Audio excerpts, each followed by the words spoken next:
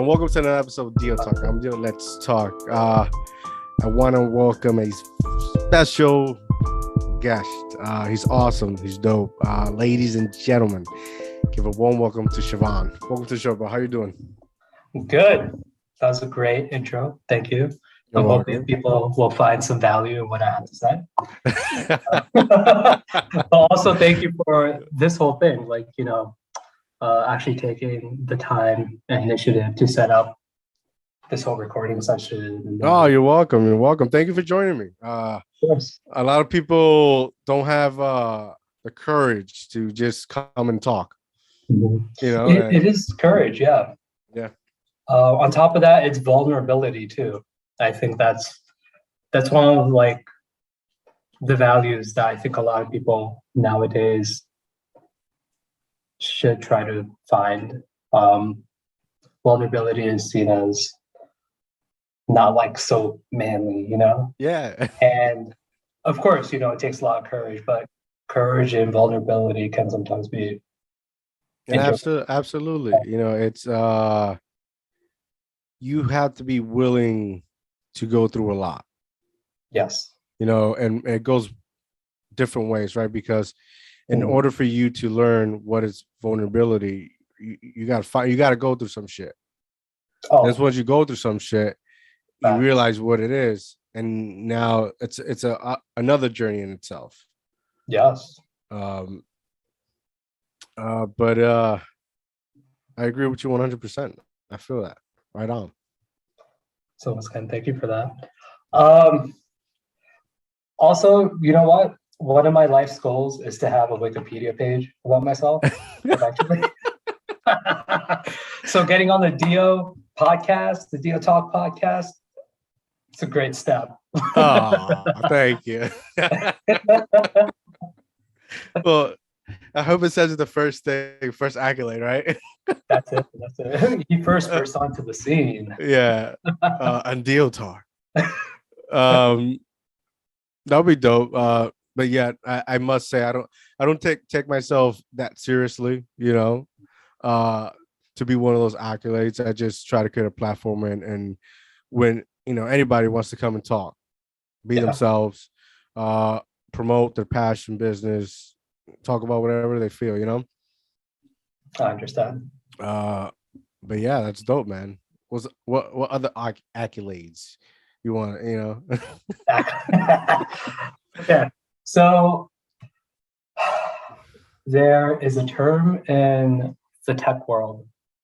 The job description is called a Scrum Master. A what? A Scrum Master. A Scrum Master? SCRUM, right? Scrum. So this is a term used in rugby.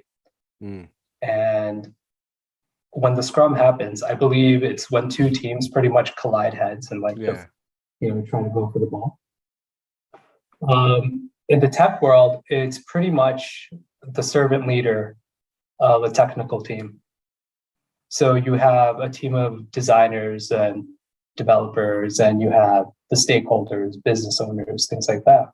The Scrum Master is the one who, pretty much like what you're doing, gives a platform to all of these different voices in order to build systems for businesses.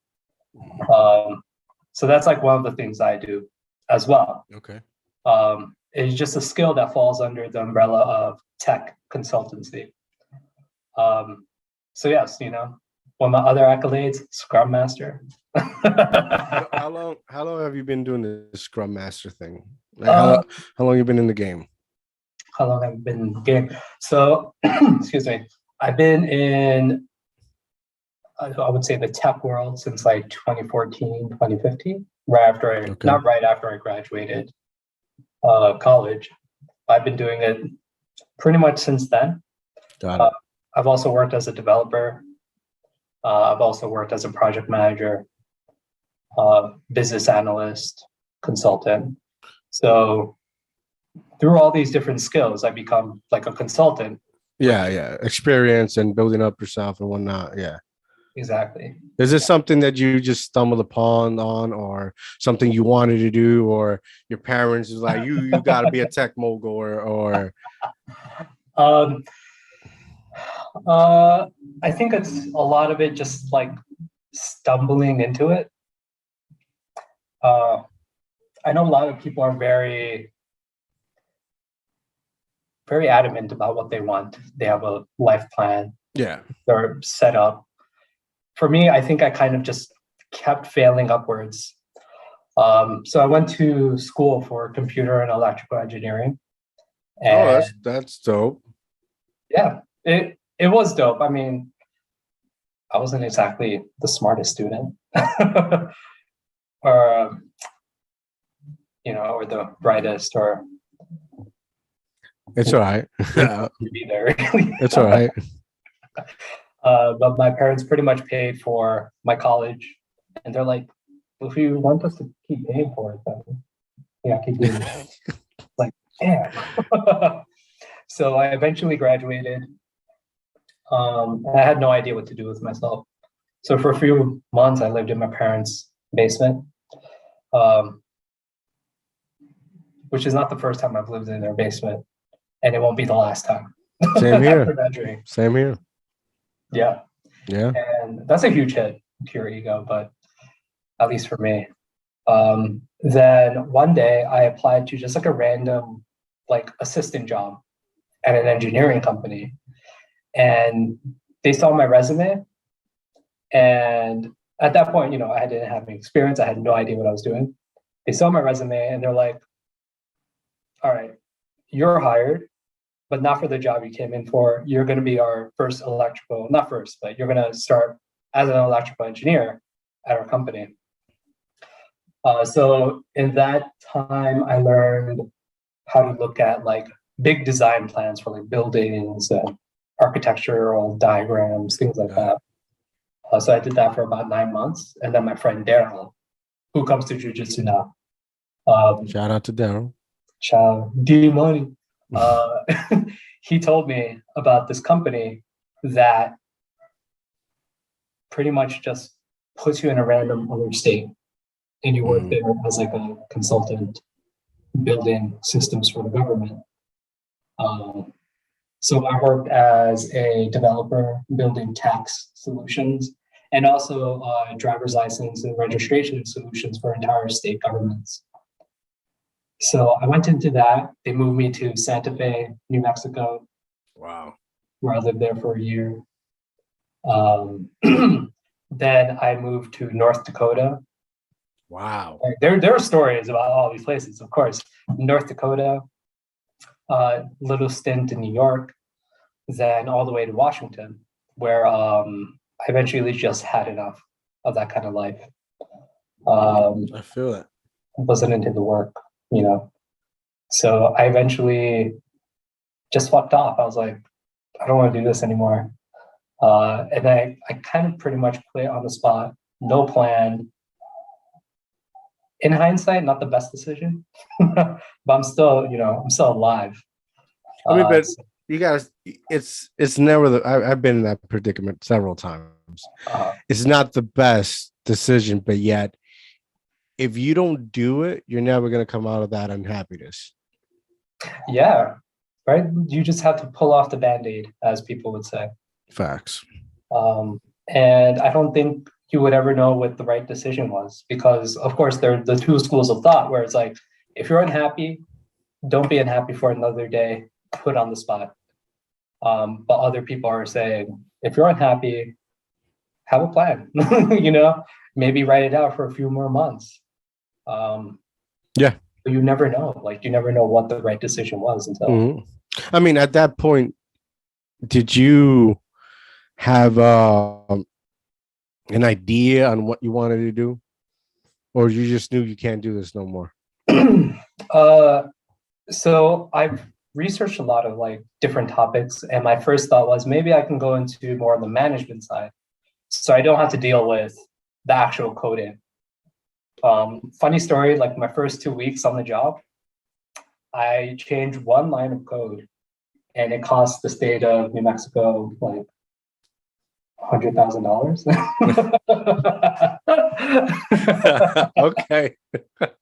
So it was not a good start. You know, it cost the state $100,000 for like one line of code. And some days I would just stare at code on the screen for hours at a time. And I was like, fuck this, man. Like, what am I doing? And seeing my older coworkers just like older, out of shape, messed up blotchy skin, just sitting all the time. I'm like, I don't want that, man. That's It's like, you stink, man. That's what. you know, why are you so smelly, bro? Like, Take a shower. that's the tech world for you, man. That's like, some people just lose the hygiene part of it. Yeah, they're stuck in that same routine. Yeah, exactly. And it's like, what is it for in the end? You're unhealthy, you know, your skin's messed up. Like why are you doing this to yourself? You know, is it for the Yeah. money? Who knows? All right, so you quit. What's next? So I quit, and once again, no plan. So I went on like Expedia or Priceline or whatever. I was like, let me find the cheapest ticket I can to just go anywhere, just for a little while, do whatever. It ended up being a ticket to Sweden. So for 2 months, all I did was travel around like Europe, all the Scandinavian countries, Iceland, things like that. So I did that for 2 months, a lot of Instagrammable things. I was able to brag about it for like 2 years after that. But then I come back, you know, clout chasing. You know? Yeah, 100%. I come back and I had no idea what to do. And for some reason, it was incepted into my mind that maybe Los Angeles is the place for me. So I sell all my stuff, my drum set, my bike, like all my kitchen stuff, just all of it. And whatever I can fit into my little car, my little Mitsubishi Lancer, put into my car, drove 2 days to LA, where I stayed with my family for a couple of weeks. And basically the gist of it is I ran through all my savings, I ran through all my money in 9 months, and I had to move back into my parents' basement. So there it is. So I feel that. So that's what happened. I mean, but now that I'm older, Mhm. I can see and why would that happen?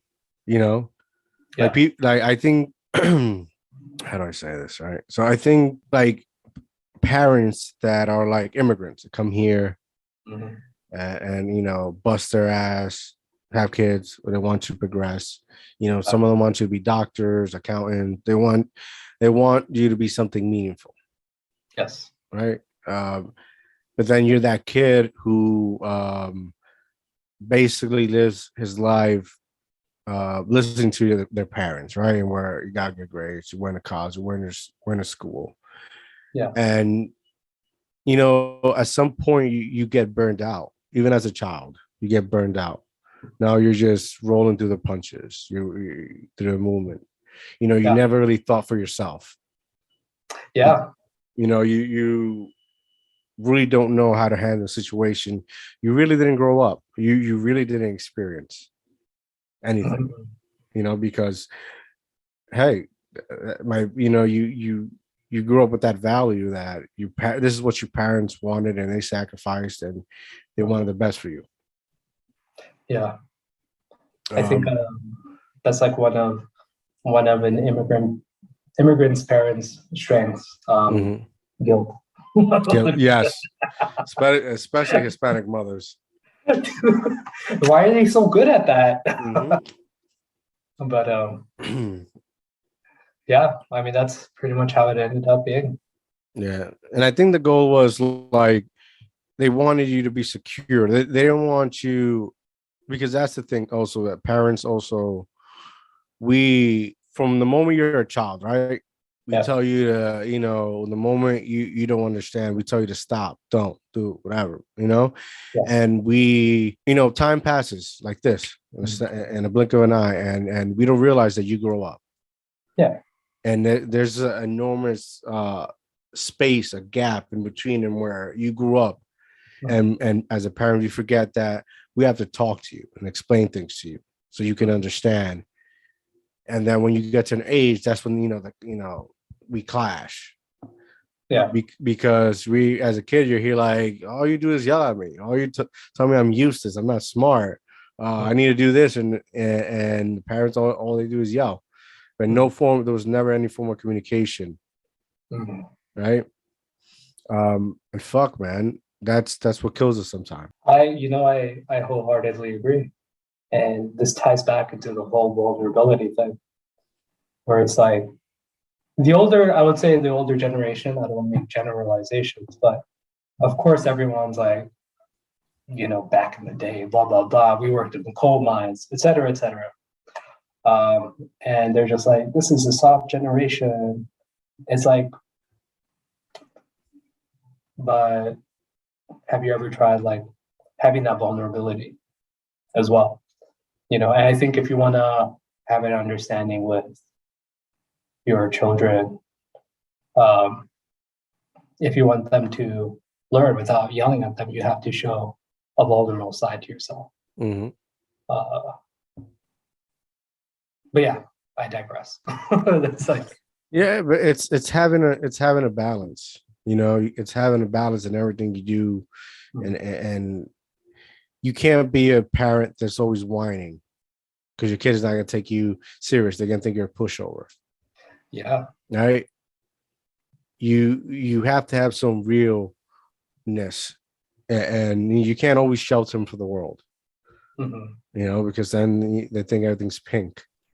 You got to be real with them at times, and you hear people like, oh, when I have kids, I'm going to give them everything because nothing was given to me. And then you have other parents who be like, you got to tell them, you got to be real with them because now how are they going to be tough? And it's essentially everything's a balance. Yeah, there's a lot to consider, I would think. And I feel like every few months, there's just like a new book on parenting. And there's so much information out there. Like, who do you trust? Who do you look at? How do you know what you're doing is right? You can only listen, man. I've been a parent for 5 years, right? Before that, I had to grow up in a very young age. Yes. If you want to say those books are advice, yeah, I'll take it. Okay. Now, if you want to say those books are guides, I'll throw it out the window. Every situation is different. Yes. Every person is different. Agreed. We all have this thing that we choose not to accept, is that we all see different views. We're seeing the same picture, but we're seeing different things. Yes. Some see it looks beautiful. Other things it sucks. It's ugly. What the fuck's that? All right. Yeah. So you can only, as you progress in life, you can only take what you feel is good.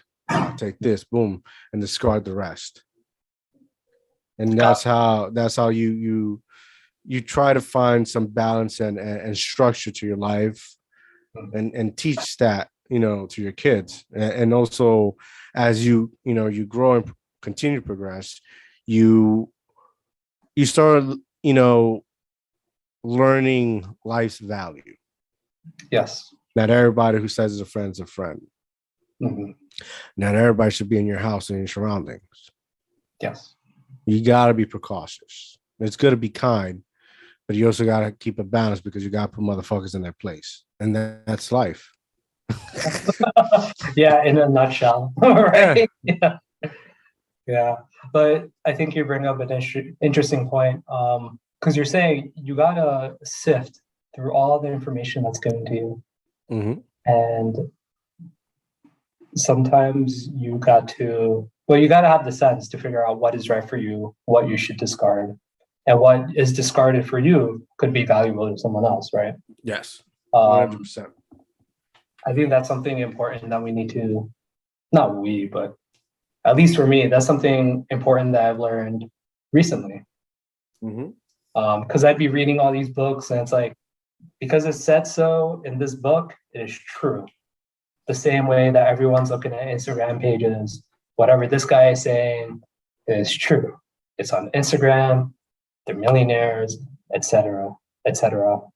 I think like we have to become more discerning of the information that's given to us on a daily basis, and then figure out the best way to use that value in our own lives. Yeah.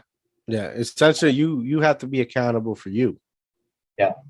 And that's something that we lack of. Maybe I don't want to make like a sweeping generalization, but no, but you have to, because if you're not taking accountability for yourself, who is?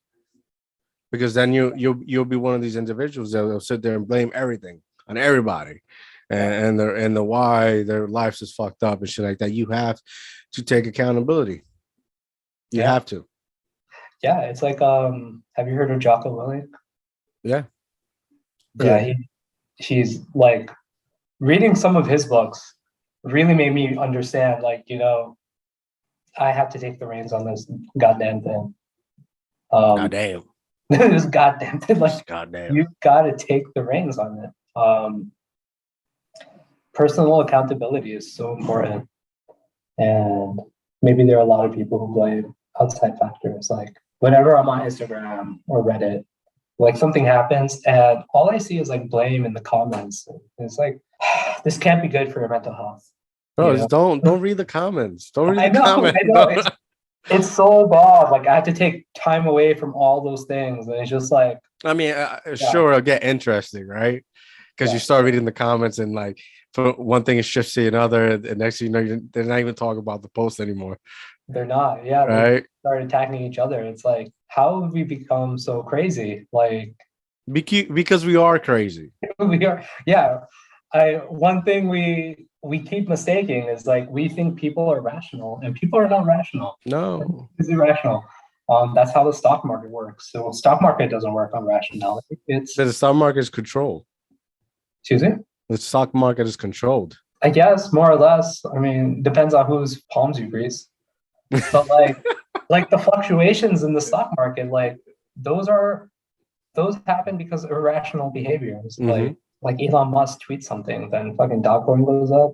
You know, like, that's behavior, right? Yeah, I feel that. Yeah, I feel that. Yeah.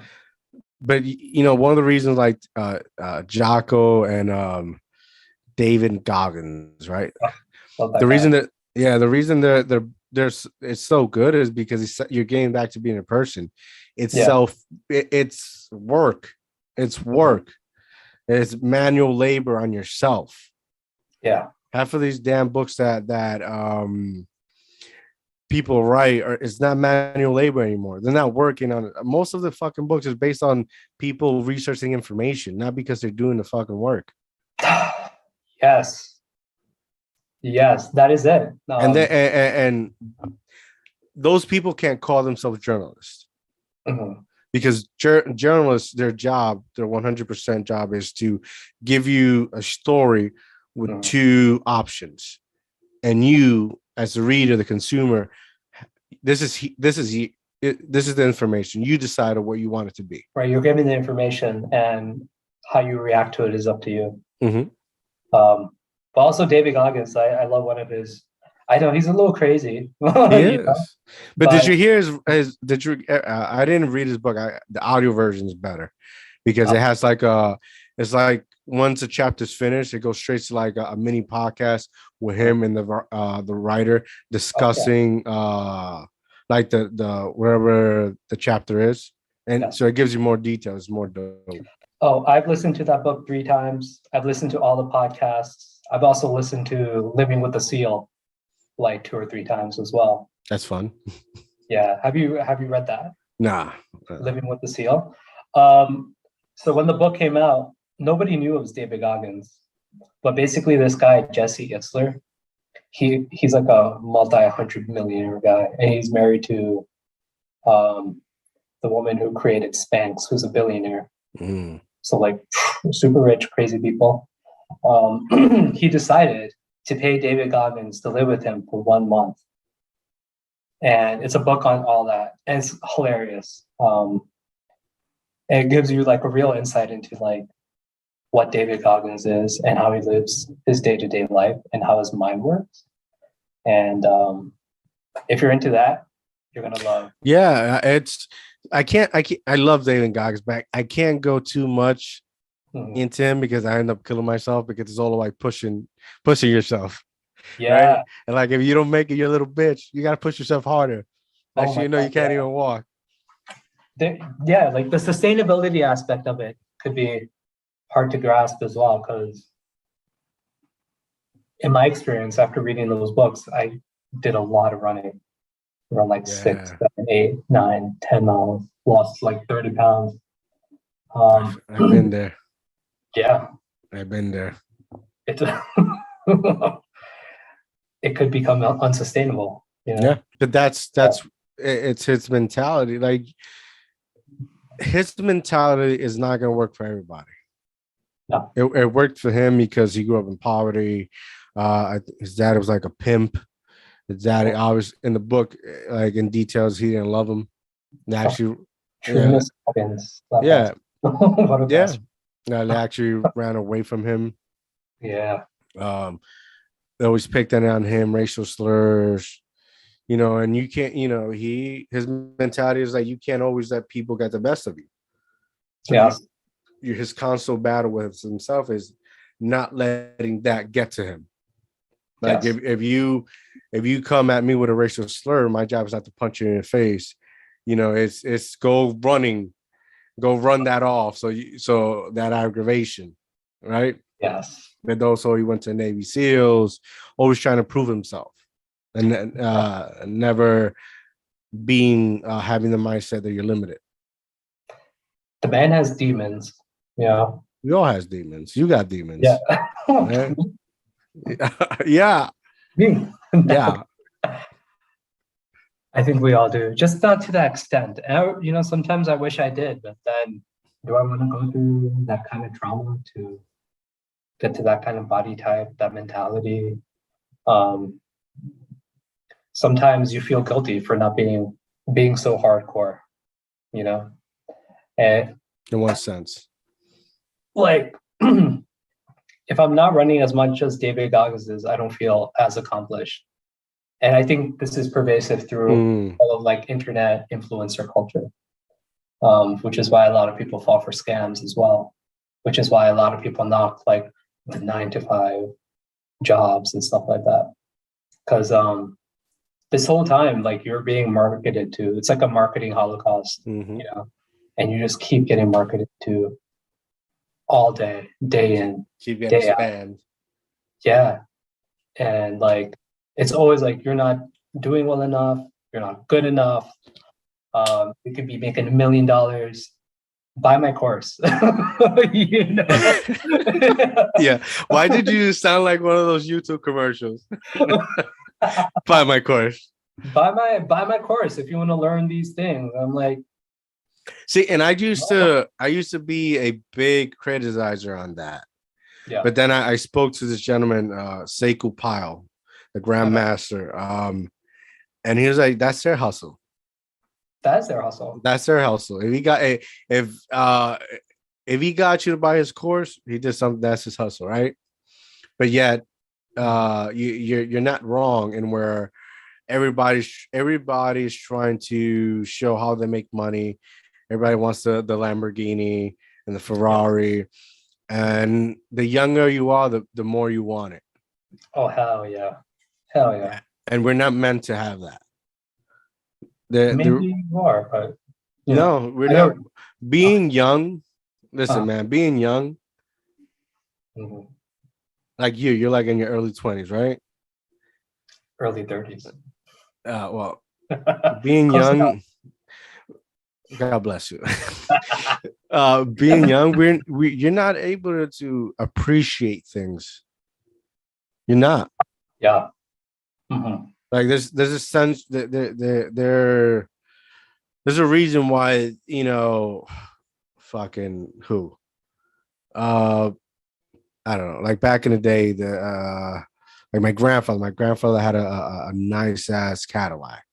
Yeah. There's a reason why he drove it, and when he drove, he looked like the ultimate dick. He earned that. Okay. There's reason why like retired men have these nice ass cars, and they're every Sunday they're fucking cleaning it. There's a reason. They earn that shit. Yes. You know, we are young sometimes, and achieving that enormous amount of money or fame, we don't know how to handle that shit. No, I don't. I think that is one aspect of it as well.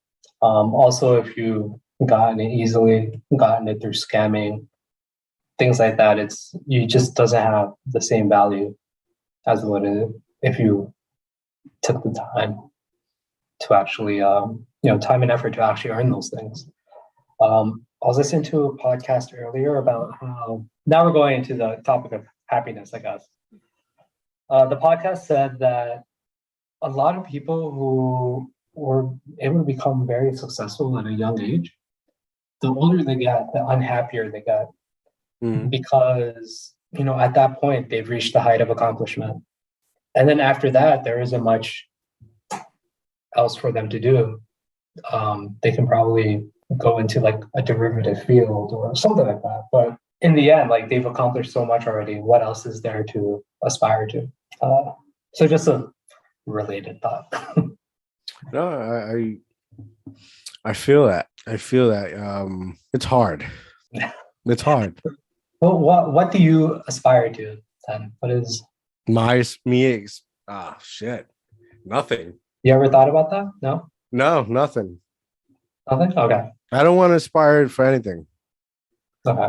I like honestly, I don't. I just want to be a good dad, good husband. That's something to aspire. I want to go and get my ass handed to me in jiu-jitsu. Right? I'm definitely not a role model. Mhm.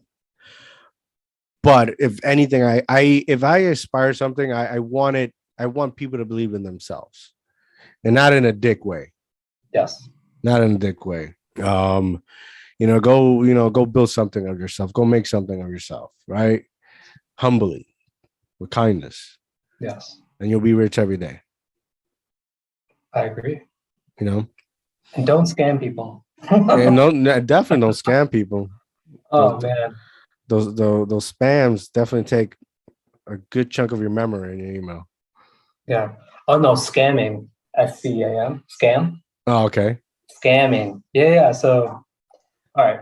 I keep talking about this, but I think why is because whenever I'm like rolling through reels or stories, people are always posting like these people who just say crazy things like, quit your 9 to 5 or once again, buy my fucking course.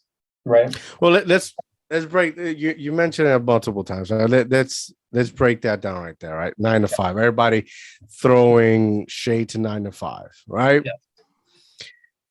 Okay. So being an entrepreneur is beautiful.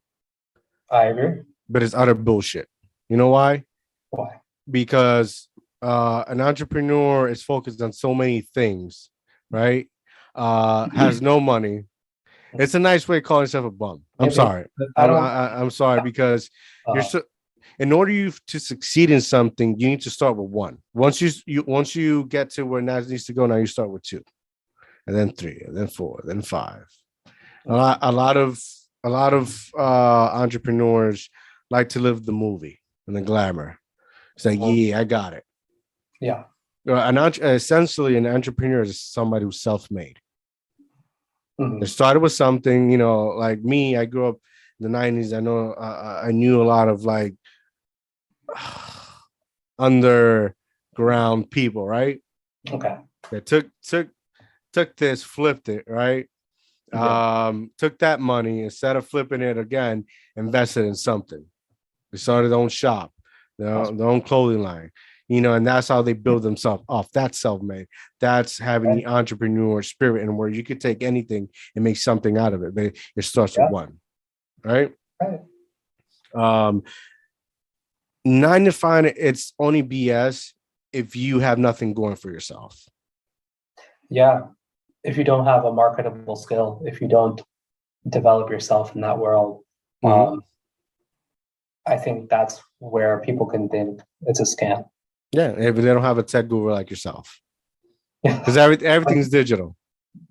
yeah, everything is digital, but for me, the skills I have don't only apply to just the tech world. Yeah, They apply to any world where there are teams of people that are trying to get things done. But also, like, there are many hundreds, thousands of CEOs, millionaires follow the 9 to 5 route. They follow that track. they follow the structure. Yeah. Because in order you to succeed, you need structure, right? Yes. If you creating your own, like Neil Belly, that's your brand, dope. Stickers. I just put on the car freshener. Smells amazing. I love it, right?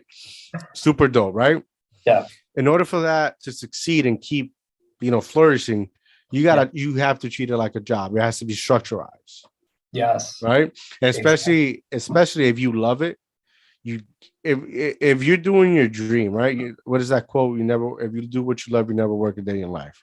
Yeah. Right. That's facts. So that you have to work it as a job.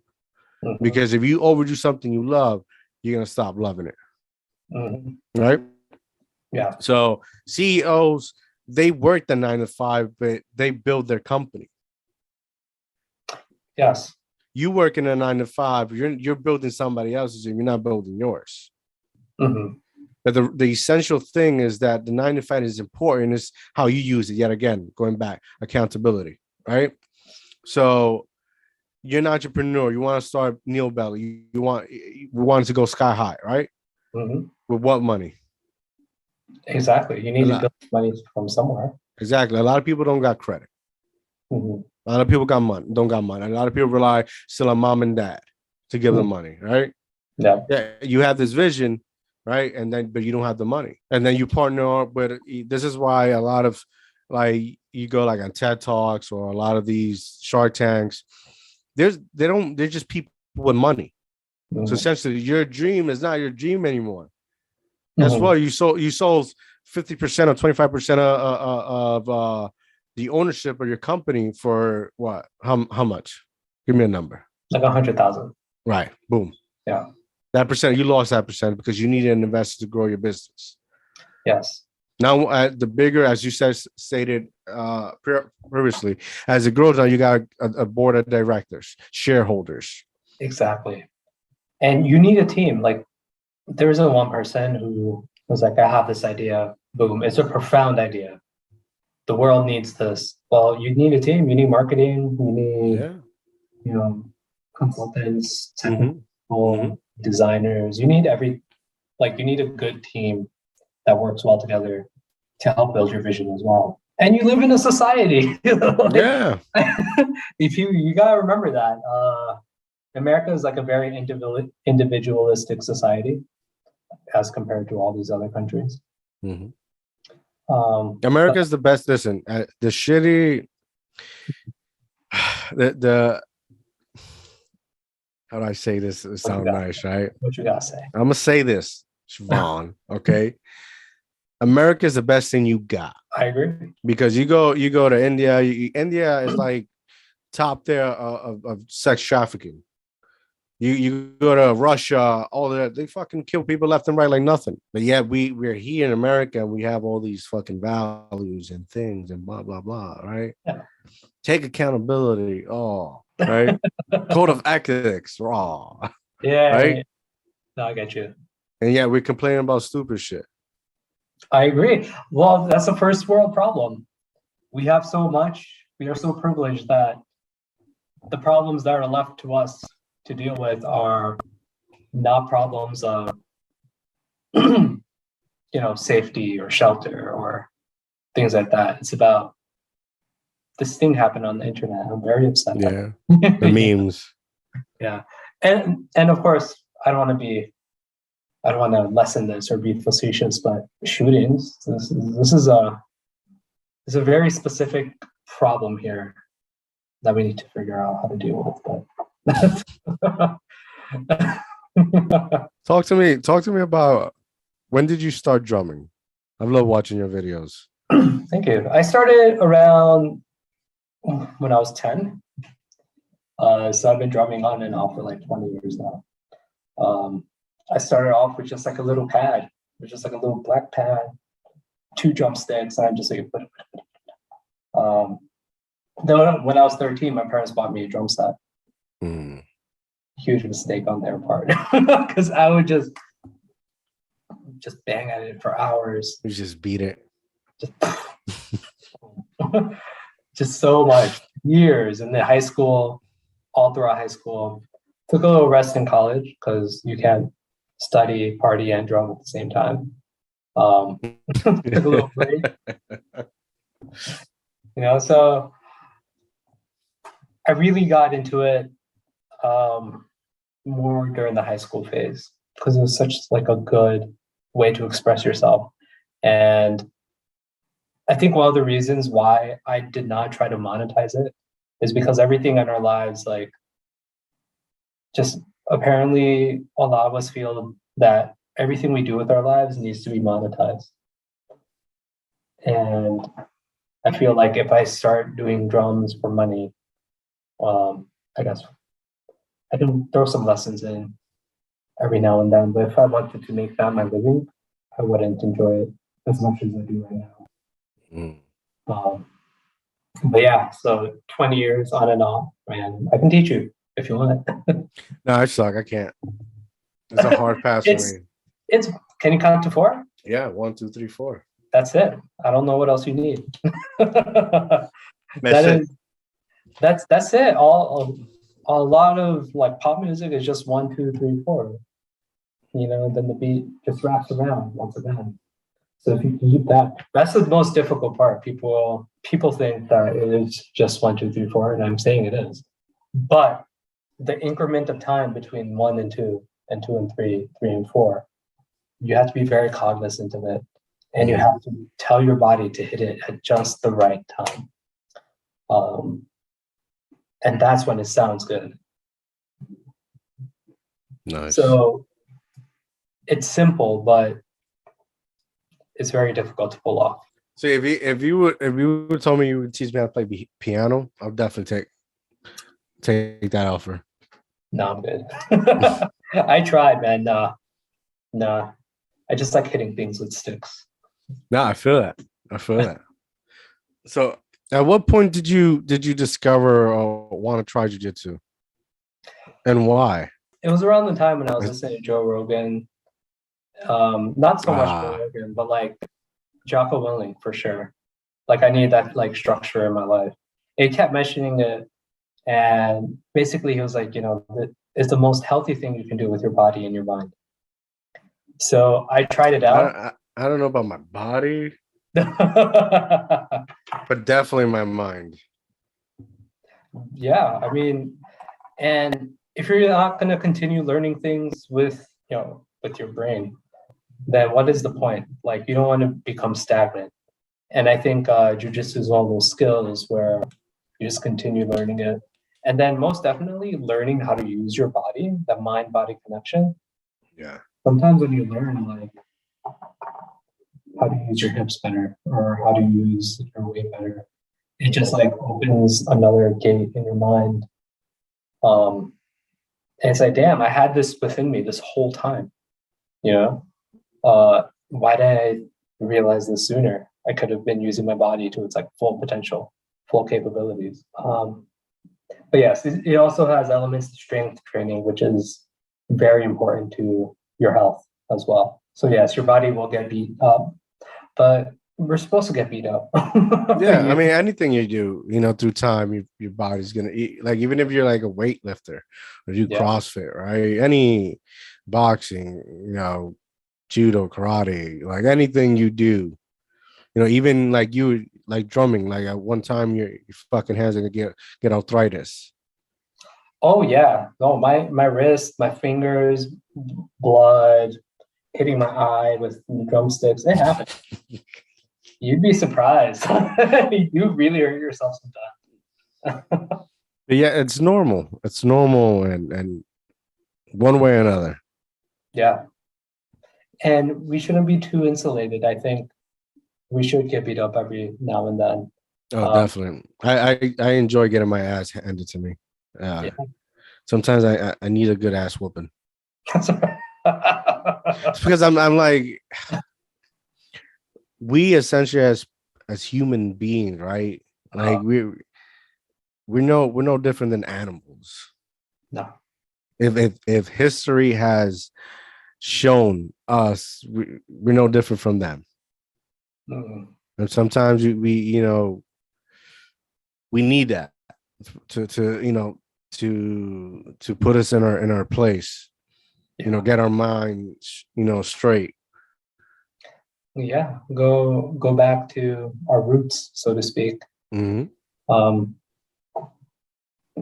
Learn to use our instincts better. Things like that. Yeah. Yeah, because I think at least for a lot of us, we live in our heads. I think that's causing a lot of like the mental health concerns in America and other countries, is that we spend too much time in our heads and not enough time in our bodies. We live too much in our head because we're scared to live. We're scared to live. We're scared to, once again, take accountability and be vulnerable. Boom. I mean, it comes back. Yeah. We don't have. There's numerous things like, you need to talk. Nobody's there to listen, right? People are sketchy. You can't trust, Well, I mean, is that what you actually think? People are sketchy, you can't trust them. Like, is that from your experience? Or is that like a hypothetical? That's hypothetical. That's life. Okay. Let me ask you something. If you were walking down the street, right, and you have one a person pass you by and looks at you crazy, and you notice that, now how would you feel? Uncomfortable. Right. So let's say you keep walking and you pass by and you see a car looking at you, a guy literally looking at you, make eye contact. It gives you a mean look and just keeps going. How does that make you feel? Once again, uncomfortable. Yeah. Right. I mean, but then you'll be living in your head because you'll be like, oh, why is everybody looking at me mad? Am I to have something in my face? Right? Right? Yeah. Or is it damn, people look weird. What the fuck? So it's one or the other. It is that. I think what you're describing is like confirmation bias. Mm-hmm. Because it's like one of those things, like if you look for it, you're going to find it. Yeah. And it kind of paints your worldview as well. So that's one of the things I'm trying to do as well. Like I'm trying to sort of, I guess, lose trust in myself because maybe my worldview isn't exactly right or isn't exactly factual. Or I've just taken, excuse me? No, go ahead. Yeah. Or I've just taken specific experiences in my life, and then that's just how I'm going to live based on those experiences. But I think it's important to sometimes just ask yourself, is that actually true? Like maybe it was a coincidence, but maybe the guy who looked at me weird thought I was someone they knew, or the guy who was sitting in the car was severely constipated and just made eye contact. But you never know. You just never know. Like it's one of those things, and it's like, yes, you're allowed to have that worldview that maybe people are dangerous, people are sketchy, you shouldn't trust them, or it should take a lot for, like, they should do a lot for you to be able to eventually trust them. Or just fucking mind your business and keep it going. Yeah, there's that. Exactly. Damn it. That's exactly it. And once again, goes back to the vulnerability part. You have to be willing to sometimes take that risk or take that step and understand that you may be hurt. So let me ask you this, right? Because you said you wanna, I apologize if I'm botching your words. You said something that not trust yourself. Yes. Okay. Why? why I don't know if I can think of an example right away, but it's like, oh, okay. So let's bring in entrepreneurship into this. Okay. So why would you try to not exactly trust yourself? Let's say you want to become an entrepreneur and you're looking at, let's say, a business and you're trying to sell widgets. Widgets is a made up thing, right? It's just made up. You're trying to sell widgets. And in your mind, you're like, you know what? The market for widgets is terrible here. Or nobody's going to buy my widgets, et cetera, et cetera. But why do you think that? How do you know that? Have you even tried it? What information do you have to back up your claims that nobody likes Shivam's widgets? You know what I'm saying? So at that point, I'd be like, do I trust myself? Do I trust the information I have? So it's not essentially that you're trusting yourself, it's that you're doubting yourself. I guess it's related. Because yes, one, you're doubting yourself, but the doubt comes from the trust that you think you have the right information. Right. So if you can be like, you know what, maybe I don't trust the information I've been given. Maybe I don't trust my thoughts on this subject. And that allows you to like go in a direction that you wouldn't have previously gone.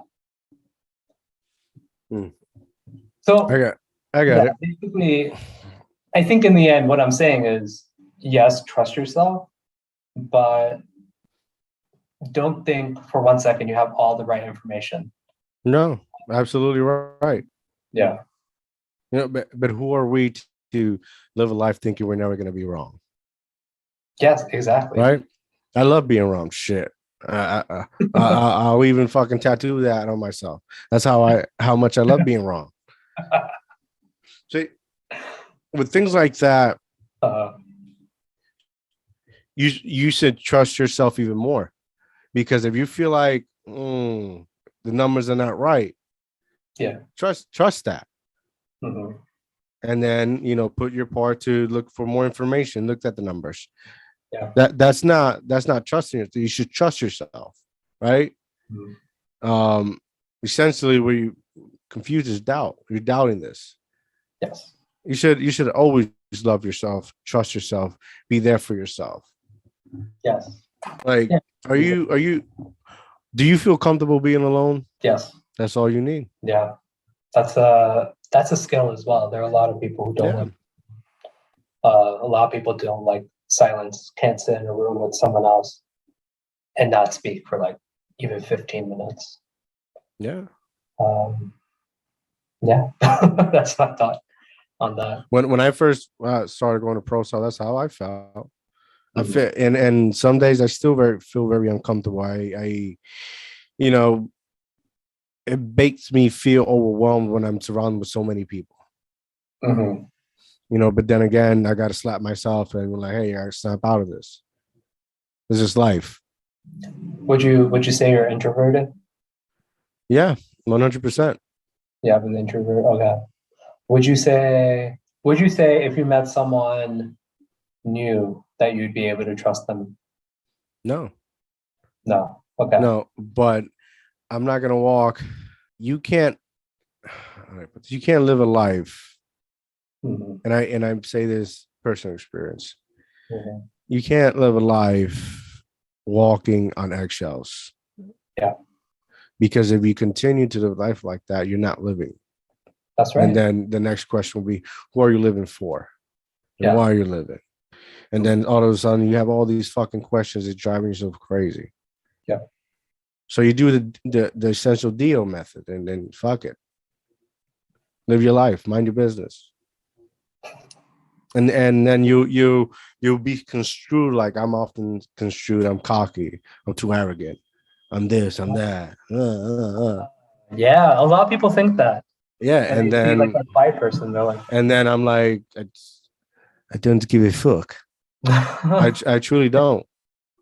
I truly don't. Because then I'll stop living for me, and I just want to live this life. That's facts. It's, and then because you come off confident, and people that start disliking you is because you tapped into something within them and marked an insecurity. Mhm.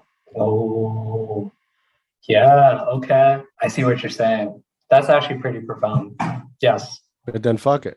you're right, because how people see you is a reflection of how Yeah. they feel inside, as they would say. Yeah. Listen, all you need to know, first of all, you need to know yourself. Yeah. Right. Like, I know myself. There's certain things, even being married, that I wouldn't do. Okay. Like, if I know, let's say, example, my wife is having an issue with a brother pissed her off for any reason, right? Mhm. I'm gonna look the other way. I'm gonna walk the other way. You know why? Because my time, my emotions, my mindset, said whatever. I love myself too much Mhm. to get involved with some petty bullshit. Got it. And it's BS because I end up gonna talking within 5 minutes and Yeah. act like nothing's gonna happen, right? Yeah. And that's not that same scenario, but yet scenarios in life in general. Mhm. I'm not. And if I feel I'm gonna walk away. You know why, Savannah? Because I love myself too much. I understand. So you said something earlier that I wish I had a good grasp on for myself. But to you, like, what are the elements of knowing yourself? What does it mean to know yourself? That is a very good question. Right? Like, what does that mean? And It's what does that mean, knowing myself? Mhm. What was your question? What does that like, mean, knowing yourself? yeah, like, what are the elements of knowing yourself? Like, how do you know that you know yourself? And Well, first, yeah, so first, uh you gotta be honest with yourself. yeah, What are you capable of? got it. Like, are you a person that are capable of this, just walking up to a person and smack them for no reason? I think that sometimes, but okay. Yeah, but would you like, okay, like, fuck, I don't want to put myself out there. All right. So growing up, Mhm. it was for me, I don't want to say it was like a macho thing, Got it. but growing up, if you didn't defend yourself or give Yeah. a reason for people to respect you, you're gonna Oh, get yeah. picked on. You get what nowadays considered bullies, right? Right. I That's was right. bullied. I was, essential. I was bullied Mhm. one time, and then I became the bully. Didn't care how big they were, and Yeah. I will go up to people and just slap them, Okay. right? Hurt people hurt people. I mean, but that was, as and I'm not saying I condone that, because you shouldn't go through that, No. and no one should ever go through that, especially me as a child, right? Mhm. Um, but those are the rules, Yeah. right? Those that was survival. Yes. You can either be a little boy that everybody's gonna make fun of, call you weird, Mhm. um, get bullied, get picked on, or you're gonna stand up for yourself. Fact. Now, don't get me wrong, I got my ass kicked a lot, I would imagine. but then again, that never stopped me, and Mhm. it would never stop me. Yeah. You Because you're know here right now, man. exactly. Look at that. Like, you're here right now. This example, I get my ass kicked in jiu-jitsu a lot. Yes. I'm still here. We still go. We still roll. That's right. Get kicked in the nuts a lot. Needed enough. I All wouldn't. right. Who does that? Who Uh, does that to you? No, I'm joking. but I'm going back to sorry.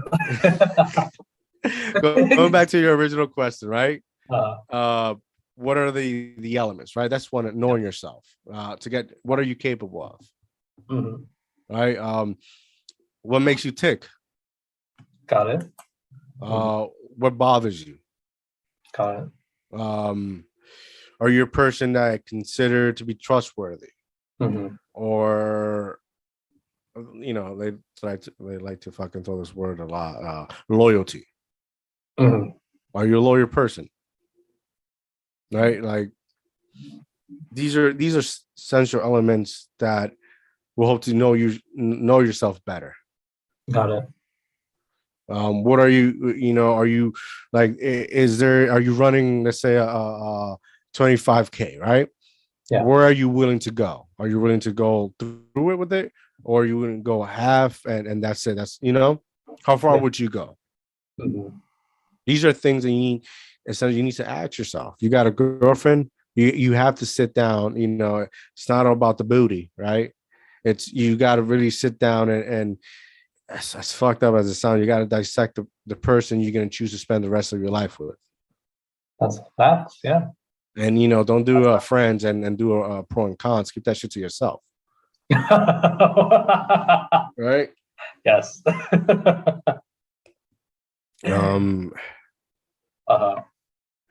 Are you gotta ask yourself, are you willing to die on that bridge, right? Like, are you gonna take a topic in life and stay there for the rest of your life, or are you gonna be a person that is gonna be sitting down with other people and just, although you don't agree with the other person, are you gonna sit down and be willing to hear them out and try to understand? Yes. Because as you get older, it's not about being right or wrong, it's about understanding. Mm. Yes. So, are you a person that wants to be liked for some reason? Mm-hmm. Are you accountable for yourself? Are you a person can say, did you fucked up? Yeah, I fucked up. Facts. Are you a person who's going to pass blame? Mm-hmm. And knowing that you did it? Mm-hmm. So these are questions that's going to help you know you as a person. You got to be real honest with yourself. Have you taken the 16 personalities quiz? Is that what the It's like ENTJ? Yes. ENFP, like all those things. Yes. Yeah. I am the person. I can't remember the fucking name, but I'm the person that's like with the least amount of people in the group. I see. Let's do a little bit of research, just real quick. All right. You gonna test me? No. That's like a 20-minute quiz. No, I just want to see the most rare INFJ. INFJ. I remember I was in college. My speech the speech class. She said people like within the category I fell in were like hermits. That was funny. I don't think you're a hermit, but that's the thing. You've changed a lot since college, I imagine. But see, the reason why I asked that is, at least for me, when I take the 16 personalities quiz, I've taken like maybe 5-6 times in the past few years, and all at like different stages of my life, and every time it's a different thing. So if I were to say that I know myself, the only thing I know for sure is that I am evolving. Right? Yes. And that's I think that's the most important quality. Yes, listen. I'm not being biased. Okay, so hear me out, right? Hear a little of my insanity, right? Mm-hmm. Fuck those tests, right? Those are just, that's like, those are just fucking surveys. Put you in boxes and categorize you. Fuck that. Mm-hmm. You're never going to be the person you were yesterday. Mm-hmm. You're not the person who you were 5 years ago. Agreed. You can't live your life by the mistakes you made. Mm-hmm. You can only live by them by help you learn the lesson and not commit the same mistake and progress in life. Yes. I'm not 5 years ago. I'm not the same person I was here today. I was not. I'm not. You get married. You're not once you get married, 5 years later, you're not that same person they married. People change. We have to change. Yes. If we don't change, then what the fuck are we doing? Life, our life are like books, no difference, just chapters. What does this chapter mean for you? Right? and so on and so on and so on. But we have to like there. I like my podcast, right? Because I don't like to put myself in a box, right? I've said a lot of shit and a lot of shit in 70, I think 72 episodes, a lot of shit. Uh-huh. But what I said yesterday, probably I don't mean it when today. Yeah. Right. Because my thought as I continue to learn, my thought, life experience. A lot of people nowadays have this vendetta on a lot of shit, but they don't have life experience. Mm-hmm. Mostly, unfortunately, mostly people are like you, that mommy and daddy paid their college and blah, blah, blah. Mm-hmm. Right. At least you got a little thug in it. Right. Just a little bit. Right. I got very lucky. But it wasn't always like that, at least for like the first up into college. Yeah. And I was able to pay off a lot of it because I got hit by a car when I was 10. Yeah. So that's crazy. I broke my leg. I wasn't able to walk Damn. for 6-7 months. And I got like a nice little settlement out of it. So that helped a lot too. I mean, but it doesn't matter. But you're here now. I'm here now. But growing up in Jersey City was fucking crazy, man. Like, yes, it was. Like 7th grade, 6th, 7th grade, across the street, an entire family was murdered right across the street from the school. Yeah. Like, entire family murdered. When I was in high school, the deli owner across the street was shot like a few minutes before we were supposed to start lunch. Like, you see, and those are traumas. Yeah. That shift your life. Those are unnecessary. It's like, it's not necessary, but it's necessary because it builds you as a person to a better, route in your life. Right. Yeah.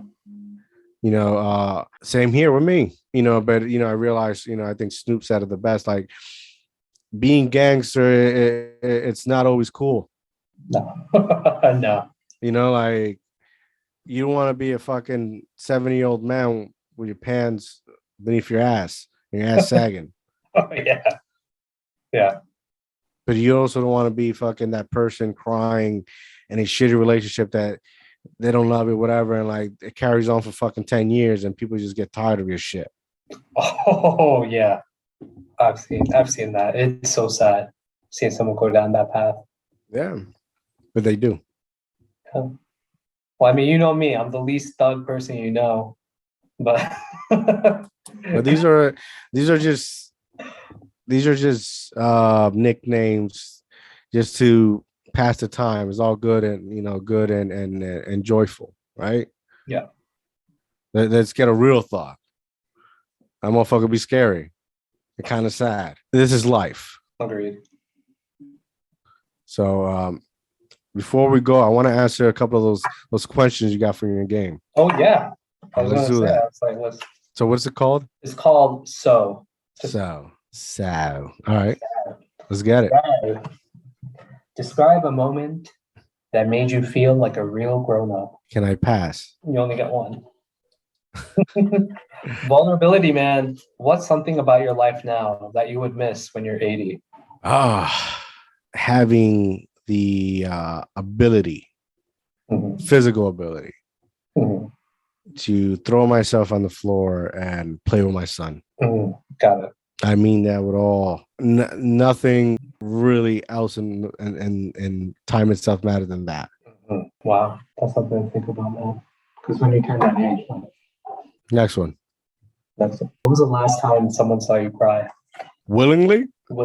I mean, or somebody just barged in the door. Yeah. And not when I need you in the balls. Although you didn't cry. Oh no, I took that shit like a champ. It was when my son was diagnosed with autism. I feel like a total failure. I feel like it was my fault. I don't have genes of steel. Around 5 years ago? Actually, no. We fucking COVID hit. Before COVID, we was in the process. Fucking COVID hit, lagged, I want to say like a year, 2 years before somebody evaluated. Okay. And when things started slowly opening up, I just fucking, Mhm. got money. I just fucking went to pay for evaluation. And then it wasn't like, uh, it wasn't because he got diagnosed. It was more along, I had to wait so long. I'm here depending on people to help me for my son. Mhm. And, they let me down. They fucking let me down. And I could have helped my son Yeah. long before. It was that, and like me being a shitty parent, and like I should have known this. I'm a person that I'll blame myself, Mhm. you know. And I I couldn't hold back because it was fucking uh a year, 2 years of just fucking trying to get somebody to evaluate. So I'm trying to help them, get them help, and excuses and then reschedules, and it became a frustrating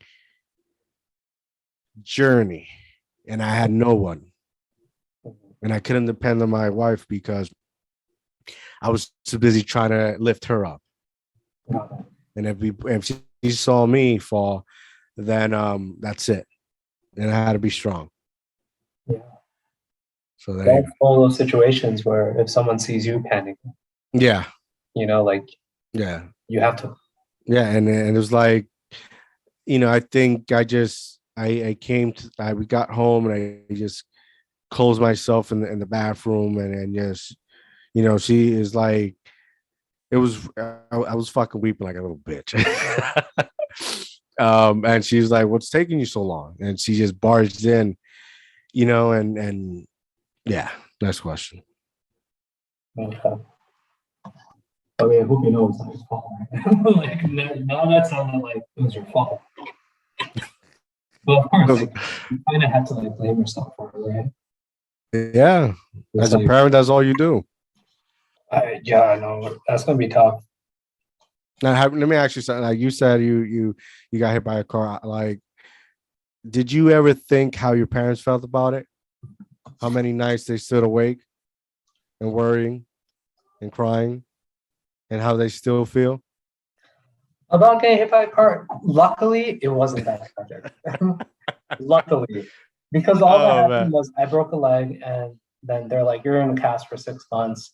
It's gonna heal. You're gonna lead a normal life." I'm sure for like a day or two, they're like, bummed about it. But I doubt it. I don't know. I actually never asked them. I doubt it. Have a kid. Um, just let them fall and get a scratch and see how you feel. A lot of things in life start like, how do I put it? They start adding up, and you start understanding. I see what you're saying.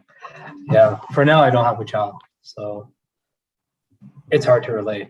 Um, Yeah, and it's understandable. yeah, but that's something to look forward to now. Maybe. Next question.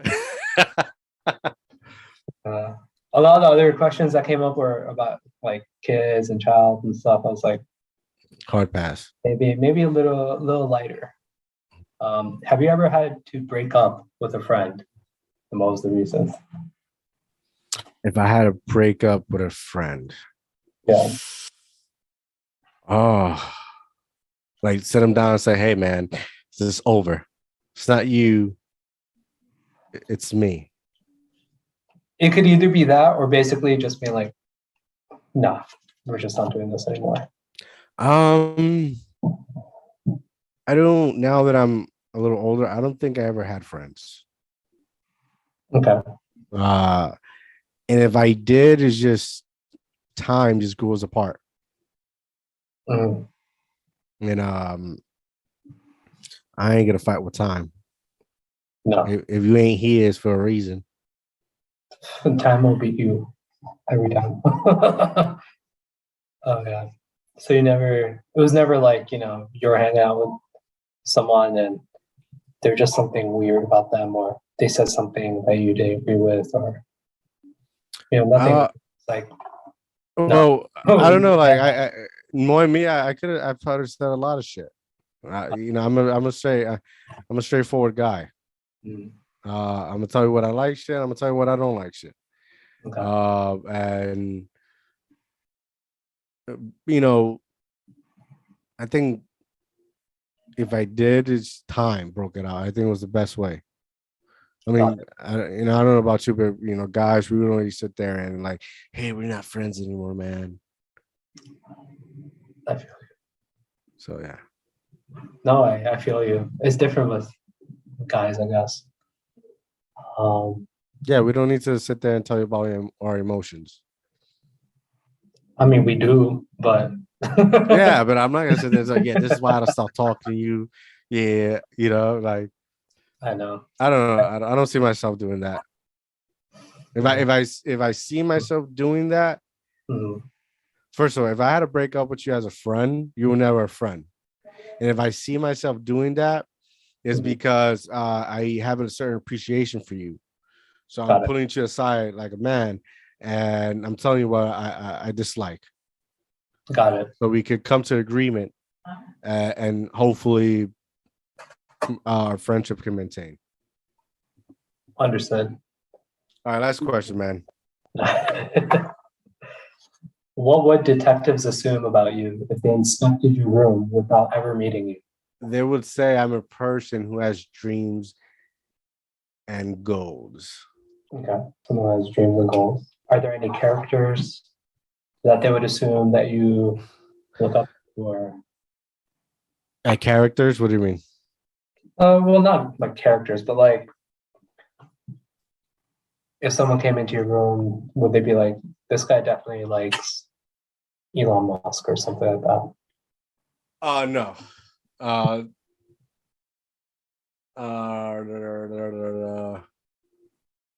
They would say this guy he loves being a dad. He doesn't forget where he came from, and he probably loves Batman. Bruce Wayne. Well, Batman or Bruce Wayne? Both. Both. You And can't which have one without the other. and which version of Bruce Wayne? Oh man. Which version of Bruce Wayne's? Either the animated series Bruce Wayne, or by far I think the best Bruce Wayne for me, because it matched the animated version. Brad Pitt. Not Brad Pitt. What's his fucking name? Ben Affleck. Ben Affleck. Yeah. Oh, the DC. I always thought that he would be a really good Batman. Yeah. So, very And much. because we share the same birthday. Mhm. Two, he's a hardcore, he's somebody that enjoys the art. Into Mhm. comics, he knows his shit. Yeah. So yeah. Okay. Not Stone Cold Steve Austin. Oh well, I don't have him. I don't have him like in my room. Okay. But Steve Austin was a major influence in my life. Okay. As you can see, I named my son after him. Oh yeah. Yeah, his name is Austin. Oh really? Yeah. Wow. I just saw your shirt and I was like, this guy was. Yeah, man. I grew up alone. So I was at that time I was always watching WWF. And there's this guy that he was always stunning his boss and beating shit out of his boss and raising hell. Yeah. And that's it's just, when people try to bully me, that's what I would do. I just, give him a stunner, smack him in the face. Yo, that's right. You gotta defend yourself, man. Yeah. All right, man. Thank you for joining me. It's been an honor. It's been a pleasure. Yes. Wait, before we go, I Uh-huh. think this last question will be a good one to end this. Oh man. I think you're gonna like it. All right, let's go. If you had to come up with a new class that everyone is required to take in school, what would it be? Like a class. One class. You think everyone should be able to take and learn? Do I have to start one from scratch, or I could bring one back? Whatever you want. Well, I Anything would you think they teach uh is good. I would bring back is it home ec. Okay. It would teach people how to cook and sew and all. Yeah, Mm. yeah, because a lot of these motherfuckers don't know how to do that. Yeah, it's kind of crazy. Yeah. If I have to start one from scratch, Mm. fudge. Well, I'll probably get Brian Proso to come teach some jujitsu, you know. Oh, No, I would have a class. I wouldn't know how to name it, but I would start a class in where I would analyze the kids, right? You know, they got popular and there's always popular and not popular, yeah. and not force them, but like it'll be a mandatory to pass, and where they would sit, you know, partake one and talking to one another. Got it. I think a lot of people, especially when you grow up, lack point of views and don't understand. Okay. I think the more we're able to understand one another, Yeah. this is probably with a better outcome, a positive outcome. So we would teach them how to do the DIOTALK podcast, how to start their own. Well, the fucking deal is not rocket science, man. It's just It's talking. not, you just gotta sit down, right? Have a conversation instead of over a fucking computer or text message, right? And I guess it goes back to my upbringings, right? We used to sit in the corner and we used to chop it up about everything, Yeah. have a conversation about everything. So a lot of things you can get to know about a person, right? And just talking. You know, Yeah. I grew up with my grandparents, so like I used to always sit down with older people and just ask them questions. And they had all the patience in the world. Mhm. And you know, and they were I was drinking out of their fountain of wisdom. Got it. And it was dope. And I miss that. Mm. I miss that a lot. There's a lot of my old friends were old people. Okay. You know, and sometimes it was just they needed somebody to hang out with. Yeah. And they sit there, and I had nothing to do. Yeah. We'll go sit and talk to them, and it was just amazing stories about amazing people that you would never hear about or know about. Mm-hmm. And I found that to be so inspiring. Yeah. So we're here now, and all we want to hear is your story, what you have to say. That's right. And let the people see if it's valuable or not. And boom, thank you for coming on Deal Talk. Tell the people they can find you before we go. Yeah, I'm on Instagram, Facebook, Shivam_J.